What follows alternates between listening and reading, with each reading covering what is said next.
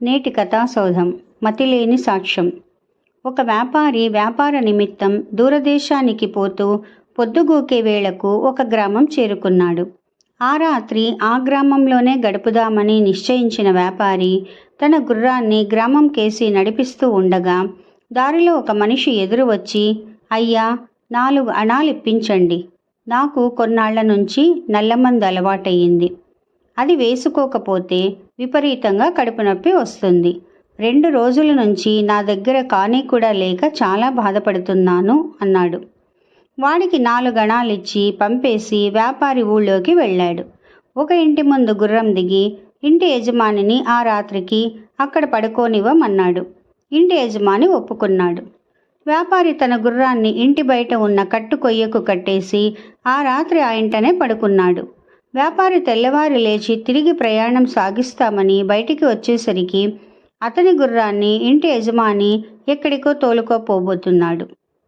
అయ్యా, నేను వెళ్ళిపోతున్నాను, దయచేసి నా గుర్రాన్ని ఎటూ తీసుకుపోకండి అని వ్యాపారి గొంతెత్తి హెచ్చరించాడు.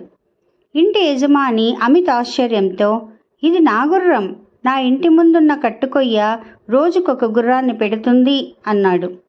అయ్యా, నా గుర్రాన్ని హరించటానికి యత్నిస్తున్నారు, ఇది న్యాయం కాదు అన్నాడు వ్యాపారి. నా మాట నమ్మకం లేకపోతే ఈ ఊళ్ళో ఎవరినన్నా అడుగు. మా ఇంటి కట్టుకొయ్య రోజుకొక గుర్రాన్ని పెడుతుందని అందరికీ తెలుసు అన్నాడు ఇంటి యజమాని. ఆ మనిషి పచ్చి దొంగ. ఆ ఊళ్ళో చాలామంది అతనిలాంటి వాళ్లే. తెలియక పొరుగురివాడు వస్తే అందరూ కలిసి మోసం చేస్తూ ఉంటారు. అందుచేత అందరూ ఆ ఇంటి యజమాని చెప్పేదాన్ని బలపరిచారు. ఇక చేసేది లేక వ్యాపారి గ్రామాధికారి వద్దకు వెళ్ళి ఇంటి యజమానిపై ఫిర్యాదు చేశాడు. గ్రామాధికారి ఇంటి యజమానిని పిలిపించి అడిగాడు, చిత్తం, మా ఇంటి కట్టుకొయ్య రోజుకొక గుర్రాన్ని పెడుతుందండి, కావలిస్తే బోలెడు మంది చేత సాక్ష్యం ఇప్పించగలను అన్నాడు ఇంటి యజమాని ఎంతో ధీమాగా. ఏమయ్యా, ఈ గుర్రం నీదేనని నీకెవరైనా సాక్షులున్నారా? ఉంటే తెచ్చుకో అన్నాడు గ్రామాధికారి వ్యాపారితో. కిందటి సాయంకాలం నల్లమందు కోసం తన వద్ద 4 అణాలు పుచ్చుకున్న మనిషి సంగతి జ్ఞాపకం వచ్చి వ్యాపారి అతన్ని వెతుక్కుంటూ వెళ్ళాడు. ఈలోగా ఇంటి యజమాని కూడా తన వైపు సాక్ష్యం చెప్పేవారిని తీసుకురావటానికి వెళ్ళాడు. వ్యాపారి దగ్గర 4 అణాలు పుచ్చుకున్న మనిషి ఇంకా నల్లమందు మత్తులోనే ఉన్నాడు. వ్యాపారి ఆ నల్లమందు బాయిని కష్టపడి లేపి తనకు జరిగిన అన్యాయాన్ని గురించి చెప్పాడు. అది వినగానే ఆ నల్లమందు బాయి తిన్నగా వ్యాపారి వెంట న్యాయాధికారి ఉన్న చోటుకు వచ్చాడు.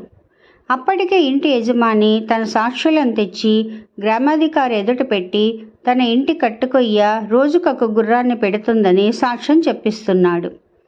నల్లమందు బాయిని చూడగానే ఇంటి యజమాని సాక్షులు పట్టరాని సంతోషంతో బిగ్గరగా నవ్వి, వెతికి ఈ నల్లమందు బాయినా నువ్వు సాక్ష్యం తెచ్చింది, వీడి మాట ఎవరు నమ్ముతారు అని వ్యాపారిని చూసి గేలి చేశారు. మత్తు పూర్తిగా కావలిస్తున్న నల్లమందు బాయిని చూసి గ్రామాధికారి కూడా, ఏమయ్యా, బాగా నల్లమందు మత్తులో ఉన్నట్టున్నావు, అలాంటి నీ సాక్ష్యం ఎలా ఆమోదించేది అన్నాడు. దానికి నల్లమందు బాయి తడువుకోకుండా, అయ్యా, నేను మత్తులో లేను, రాత్రల్లా చెరువు అడుగున మంట చేసి చెరువులో చేపల్ని ఉడకబెట్టాను, కన్ను మూస్తే ఒట్టు, అందుచేత నిద్రమత్తుగా ఉంది అంతే అన్నాడు.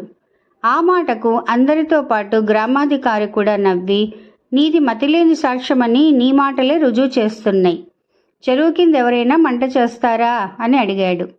అదేమిటండి, కట్టుకొయ్యలు గుర్రాలు ఈనగా లేంది చెరువు కింద మంట పెట్టడం అబ్బురమా, నాదా మతిలేని సాక్ష్యం అని అడిగాడు నల్లమందు బాయి.